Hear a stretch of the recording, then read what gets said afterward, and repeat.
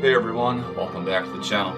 Today I wanted to talk about an album I just recently got in my collection, but it's an album I've wanted to get in my collection for literally over 20 years now. The album in question is the Ildjarn-Nidhogg collaboration known as Hardangervidda. So, well, sort of a backstory, there's quite a bit that could be said before we actually get into the proper review here. Ildjarn, in case you do not know it, is, or more technically was, a Norwegian black metal band, a solo project of a man whose name was Vidar Vedder. Throughout the early 90s he issued several demos, albums, and basically created some of the rawest, ugliest, hate-filled, just unimaginably just ugly sounding black metal ever conceived. And I know what you're thinking, well, maybe it sounds like Dark Throne or something like that, or, you know, whatever. Pick and choose your Norwegian black metal bands. But no. Ildjarn was just unbelievably ugly. I mean, come on, check this out.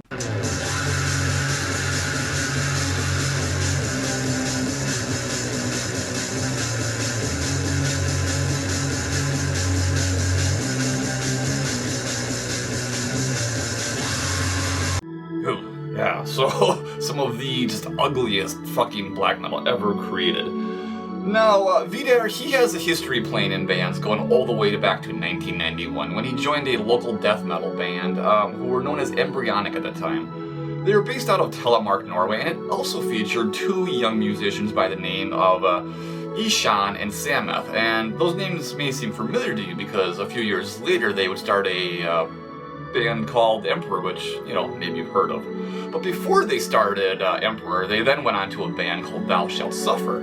And Thou Shalt Suffer is, or again, was, a short-lived death metal band that had a heavy use of really atmospheric keyboards. If I had to compare it to anything, it actually sounds like early Emperor, just with death metal characteristics as opposed to black metal characteristics. And it's very, very good. I used to have a compilation of all their demos and 7 inches from that they put out back in like 91, 92 time frame, but I sold it and I really need to get it back, so it's really good. But that's another story. So anyway, throughout the 90s, the early 90s to be specific, Vidar played in several bands, although there's not really a lot of information about them, so, you know, I don't know if this is stuff that he did before Embryonic and Thou Shalt Suffer and Ildjarn, or if these are just one-off projects he did and just didn't actually release it. I don't know. There's always a lot of mystery that comes with these black metal guys, and he's certainly one of the most mysterious because he has, for a long period of time, I guess actually most of his adult life, has lived as a hermit out in, I guess, the forests of Norway, and the guy is a total misanthrope. He just has an extreme amount of hatred for humanity and seems to only love and care about nature, which, I can definitely understand his feelings there, because as humans we continue to destroy nature, we continue to destroy the natural land, and I mean, good thing he doesn't live in America, because he wouldn't have to see it every time he gets in a car and drives somewhere, but yeah, he lives in Norway where obviously they care about nature a little bit more, care about the land, and as such he has lived, I guess, as I said, as a hermit for many years. So then who is this Nidhogg guy? Well, Nidhogg was a lesser prolific musician from the 90s who had, had collaborated with Ildjarn, had many projects, some of which, again, don't have any information, but I guess his most notable project, and it was done with Ildjarn, was a band called Sortfaktor, another very raw, very unorthodox, strange black metal band that, yeah, sounds similar to Ildjarn, but not exactly. There's some other interesting characteristics in there, I believe like a drum machine and just some really awkward keyboards and stuff like that. It's worth looking up. So all the original Ildjarn material was put out by his own Norse League Productions record label, and it was all very limited, 500, 1,000 copies. All those original presses sold out many years ago, and while they have been re-released, even most of the re-releases are pretty limited in that like 500 to 1,000 copy range, so it's never really been maybe hard to get it, but if you want like a vinyl, for example, you definitely pay a lot for some of that stuff nowadays because of all how crazy vinyl is and all that kind of stuff. But anyway, now we've kind of got the Ildjarn black metal past out of the way, let's talk more about Hardangervidda. So, you may be wondering, what is a Hardangervidda? Well, as I know it, Hardangervidda is a mountain plateau and park in southeastern Norway, which, after looking up a few pictures, looks absolutely gorgeous. It is lakes, mountains, prairies. Yeah, man, I mean, you can kind of see some pictures right there on the cover. We'll dig into that a little bit more soon, but it looks absolutely gorgeous. It looks completely untouched by humans, which is what's so amazing about it. There's not a lot of places left like that in the world, and essentially what this album is Ildjarn-Nidhogg's tribute to that area of the world. And I believe, if I'm not mistaken, Telemark, Norway is not too far from this, but you Norwegian expert can correct me on that if I am wrong. So yeah, musically, and this is sort of where I have almost a problem with this album, is it's been characteristically over the years labeled as dark ambient, and I think that's very, very wrong. It's not dark ambient, at least as my ears have always heard dark ambient, because this is much more melodic music, solely based on synthesizers.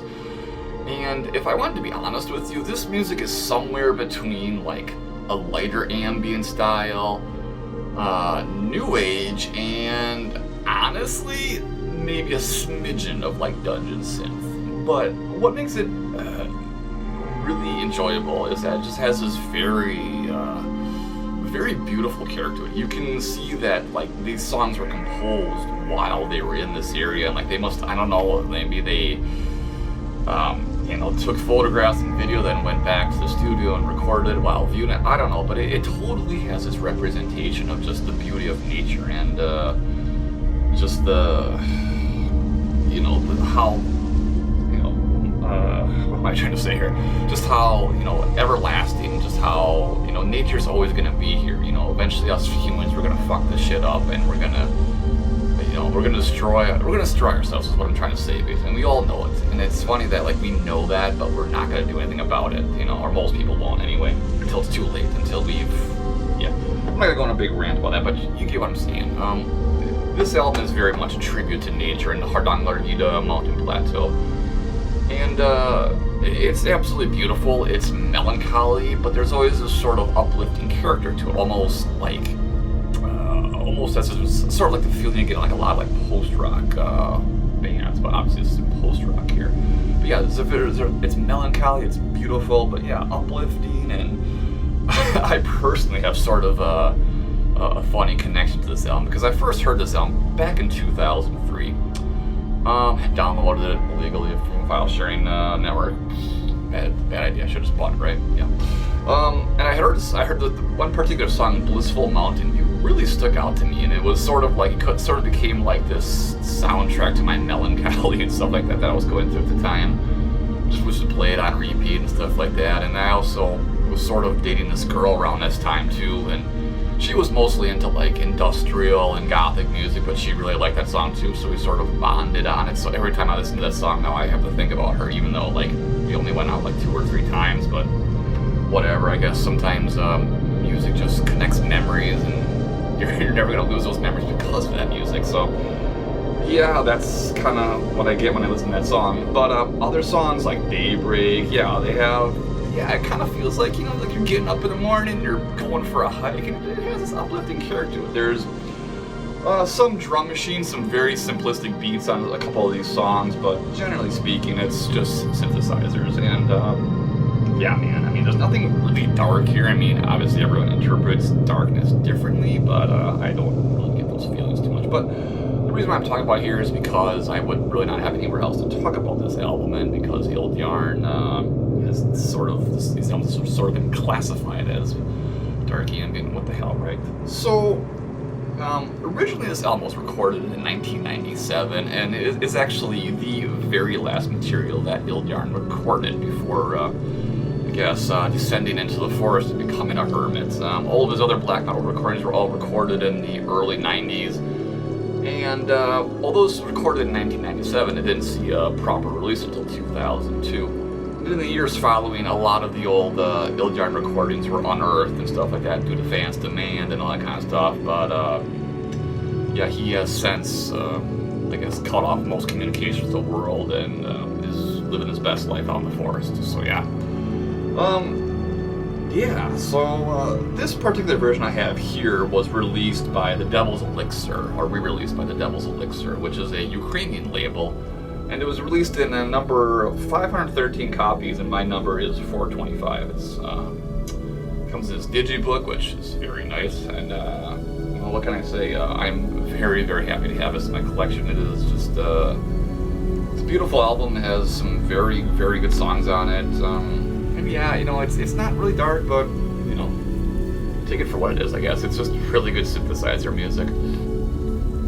So there's the back cover, and within the booklet, you might expect to see a picture of the two artists involved, but no such case here. These guys wish to remain anonymous. And I don't know if I mentioned this earlier, but Nidhogg, his real name is John Roger Holte, but he was not nearly as prolific as Ildjarn was, or Nidhogg did, or however you want to address these guys, stage names or real names, whatever you want.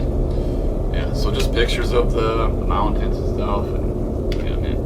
So really cool stuff. Worth looking up, and you know, if you're into black metal, you may already be familiar with Ildjarn, you may already have heard this, but its more recent re-release has been made available, and that's awesome. I'm just really stoked to have it in my collection.